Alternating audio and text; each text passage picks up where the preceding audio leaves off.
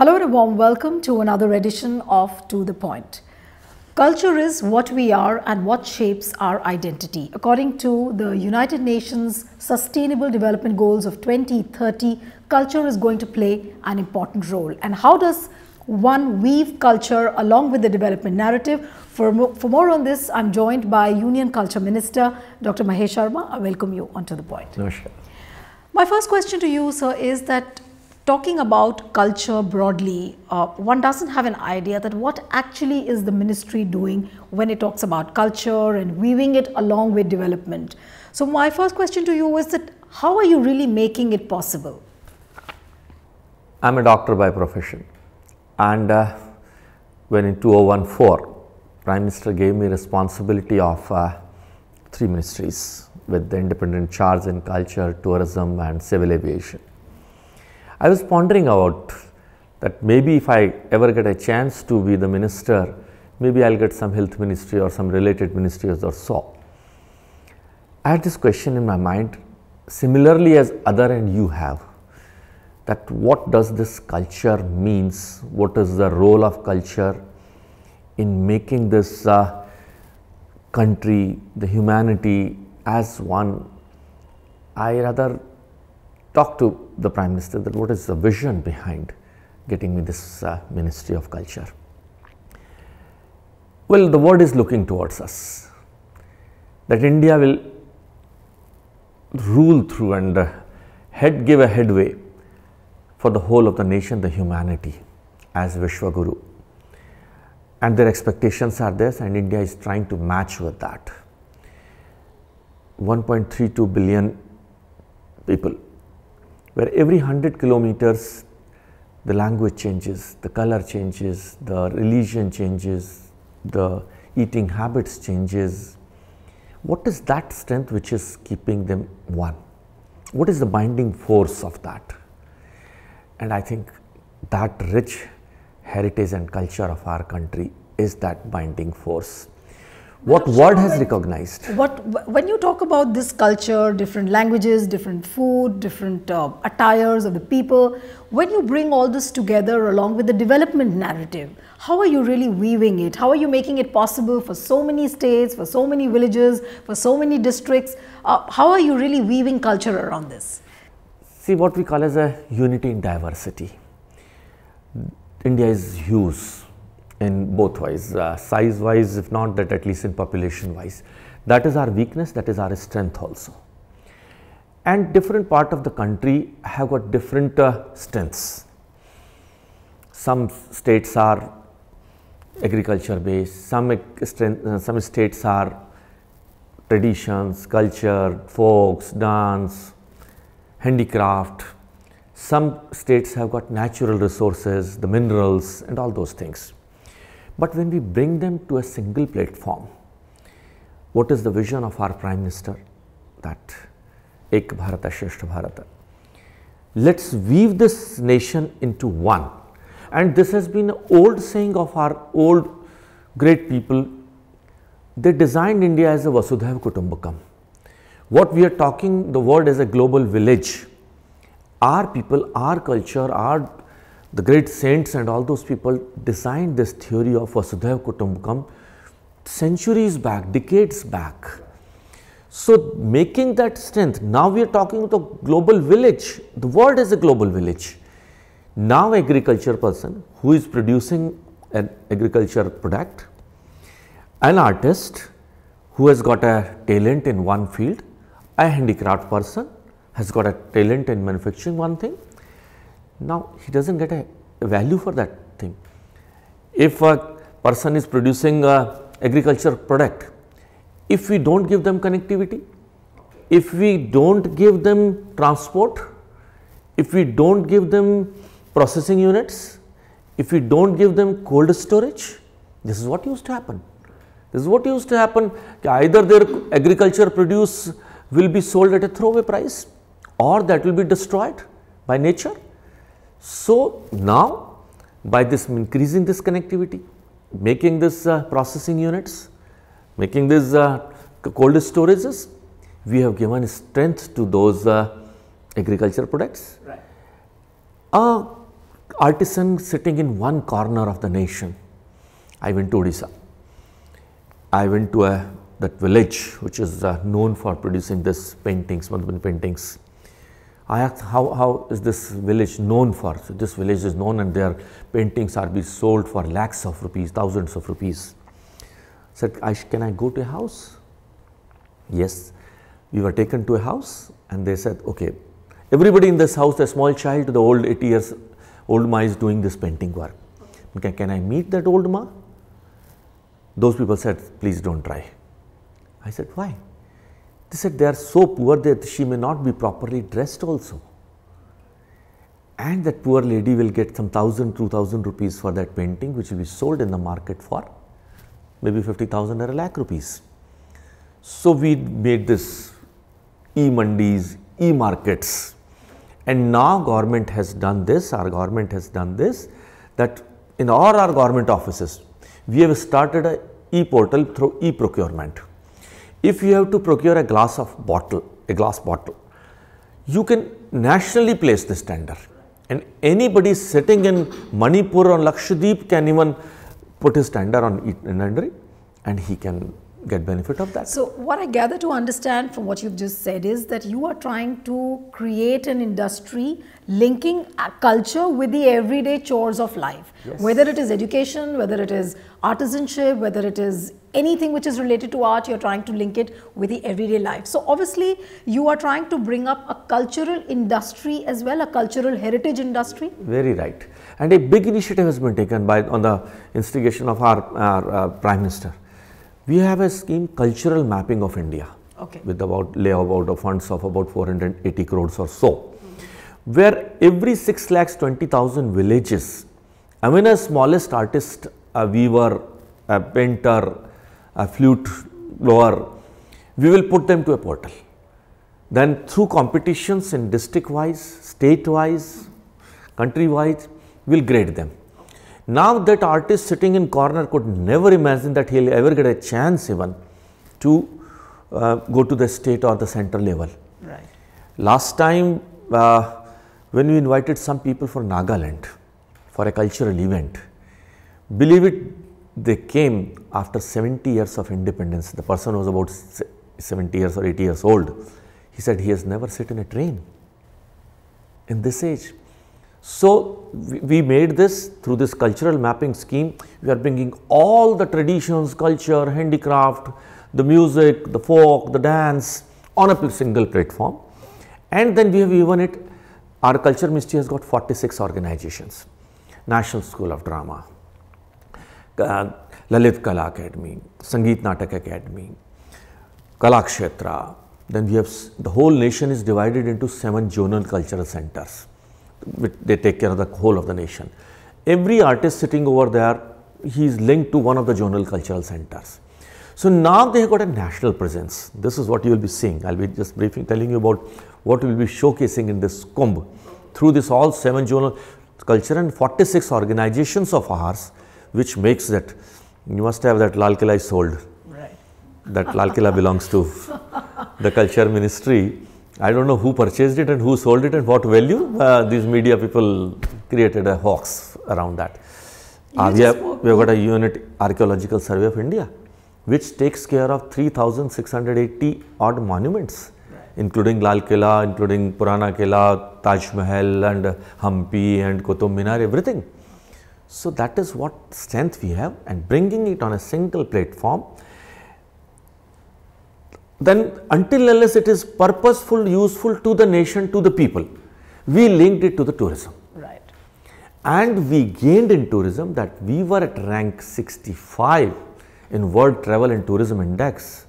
We had a jump of 25 points and now we are at ranking 40 in just 4 years. You just, Dr. Sharma, you just spoke about the biggest cultural event of Kumbh, which you just spoke about. I would like to understand from you the details of this biggest Hindu congregation, which is going to start in just about 2 days, 3 days from now. How is it different? Earlier also, the earlier governments also have celebrated the festival of Kumbh, Anarth Kumbh, but 2019 Kumbh is touted to be very different in terms of the scale, in terms of projections, in terms of marketing? How are you really calling it a different cultural event than what we have seen in the earlier years? When I joined the ministry, Prime Minister gave me a vision. Do things in a big way. Anything you plan, don't start with a small planning. Plan it is in a mega event. We should not have a national or universal presence. And when this question in 2017 came off, celebrating this Mahaparva Kumbh this year 2019, and value addition to came this after UNESCO in its 12th meeting in South Korea. They gave this intangible cultural heritage recognition on human values to Kumbh by celebration of this country. Yes, people had eyes, the international people had eyes, that what is this celebration which happens without any invitation, which is the largest disciples or people's conglomeration and collection at one point, without any invitation, without any crisis. Yes, plannings and management can be done. They are being done every year. There have been some improvements in that. But this time our Prime Minister's vision has been that this Kumbh celebration should give a masses. It should not only that people come from different part of the world or the country and have a dip and walk away. Right. He said they should carry with them something with them. And what they should carry, that India is the land which can accommodate the largest conglomeration of different creeds, caste, culture, color, eating habits. They will be collecting at one place. Now what we have to give back to them, other than that holy and spiritual drip? Yes, Kumbh, what we call as it's a beautiful fusion of two things. What is our spiritual feelings, spiritual beliefs, and cultural traditions? It's a fusion of that. Right. So the world will be looking toward that through directly, and now we have technology, now we have social media, now we have international processes through satellites we can directly even view. So we added technology to this Kumbh celebration this year. The history of Kumbh, happenings at Kumbh, the planning by the government, and the events happening there, we will be showcasing through laser shows, through social media, through the YouTube channel of our ministry. We will be showcasing this in a big way to the world, not only to the nation. Then with technology we are adding that every person who is visiting there, he will be connected with the whole of the Kumbh. Otherwise it was so huge that even people used to get lost. Rather they will go there, have a dip and walk away. No, this time this Kumbh will be a different, we call it the Divya Kumbh. Divya and Bhavya Kumbh, that is the tagline. Yes, that is the tagline we have given to that. That all those who will be visiting Kumbh, they will have this Divya and Alaukik feeling, and those who will be seeing on media channels, YouTubes, they say that we missed it.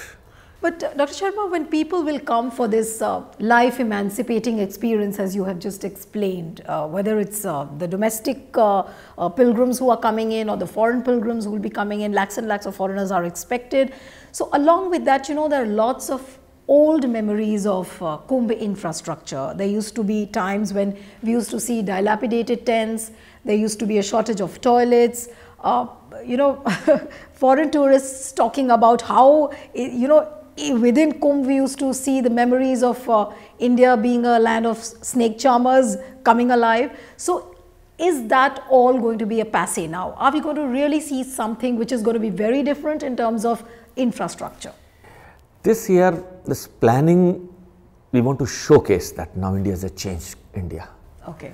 What has been perception of the people of the world about India, when they will walk that area, they will see that area, their perception will be changed. Even through media presentation, those who will not be able to witness their presence over there, they will also feel that effect.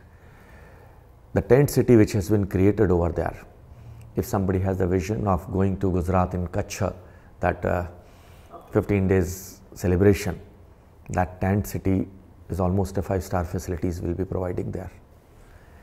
Then directions, cleanliness of river Ganga, then technology, informations, what we have created in a scientific manner, that we have created 2 Kalagram and Sanskriti Gram, Okay. which we are going to inaugurate tomorrow. Myself, the Honorable Chief Minister Yogi Adityanath ji and Excellency the Governor will be inaugurating it tomorrow in Prayag itself. I am going tomorrow morning for that purpose. And security, cleanliness, arrangements, information systems, then take away. The what take away, the word will be, and the people visiting at that place will be taking the spirituality, the divinity, the tourism part, the 1500 artists from different part of the country for continuously from tomorrow 10th, day after tomorrow 10th of the January till 4th of the March will be showcasing India's heritage culture at different platforms. We have created 4 huge stages and pandals. Within the Kumbh area? In the Kumbh areas. It has been divided into 9 zones and different activities will be performed in different 4 of these stages has been prepared with different capacities. Then we will be showcasing it there. Then this time we have given them a different experience also, that we have linked this Kumbh with what we call as a Vaicharik Kumbh. We will be having different celebration in the name of Youth Kumbh, Matra Shakti Kumbh. So they will be showcasing that. Then 2 days on 30th and 31st January, about 3000 saints from different part of the countries will be having this Kumbh celebration there. And word will be saying that what message they give about the spirituality, about the religions, about the system of Indian traditions, culture and all those things. Youth will also be showcasing this. Then different ministries has also been invited. And all our 46 organizations will be participating in showcasing the India's traditions in their way, in their own way, through exhibitions, through performances, through laser shows. So the people will be, and this will be distributed all over the complex of that Kumbh area. So this is what our ministry will be doing. UP state government has made magnificent arrangements for that, starting from train to railway stations to airports. Even this Allahabad airport has been upgraded this year. I was the civil aviation minister. We took this decision that yes, UP not only one, earlier there used to be only 2 airports, the Lucknow and the Banaras. Now we have upgraded this Allahabad, Kanpur, Ayodhya. Now we are coming with an airstrip at Ayodhya. Prime Minister this time, especially keeping Kumbh as the focus, has extended a triangular invite that one attends the Pravasi Bharati, then sees the Kumbh, and then it leads up to the Republic Day parade. That's what the kind of invite which globally, the message which has been sent by the Prime Minister. So how are we really publicizing this message to the people from other countries who are going to attend, the NRIs who will be attending the Pravasi Bharati Divas, which is going to be held in Varanasi? I think you and the world will agree that Indianism and Indian people's pride has gone up vertically, and especially if we take care of the last 4 years or 4.5 years or so under leadership of our Prime Minister. And world is looking towards all these 3 things, including Indian indigenous traditions, Indian culture, Indian spirituality, Indian divinity. They have recognized it. They have recognized yoga. If we say talk about yoga, we say yoga is worldwide, but it has a home in India. And world recognized, almost 160 countries recognize it. Yoga as our, now they have recognized Kumbh. They have recognized city of Banaras. They have recognized city of Ahmedabad and Jaipur about this intangible cultural heritages. So the world is looking towards India in a different manner. And faith of the world people has increased in India, whether it's an investments, whether it is an tourism development. The world tourism growth is about 4.6%. India's tourism growth is between 11 to 14%. We earn foreign currency worth about 1.56 lakh crores, and which is about 6.8% of our GDP. So, development, traditions, our cultural heritage, our history, our monuments, and of course, now we have given strength to the industrialization, disinvestment, and we have invited investments from the other part of the world, which will make India glory go up along with this cultural heritage. Right.